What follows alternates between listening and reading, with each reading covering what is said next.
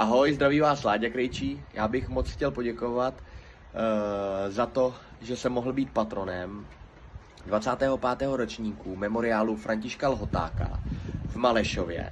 Myslím si, že turnaj to byl skvěle zorganizovaný. Byla tam výborná atmosféra, kterou jste vytvořili vy diváci, ať už rodiče, sourozenci, babičky, dědečkové. Prostě výborná atmosféra.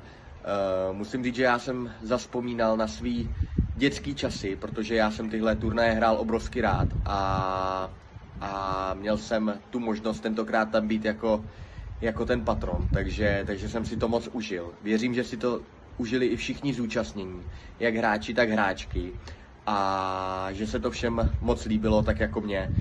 Takže ještě jednou obrovský poděkování organizátorům, protože turnaj si myslím, že měl obrovský parametry a skvělá na tom je i ta tradice, která už trvá dlouho a věřím, že bude dál pokračovat.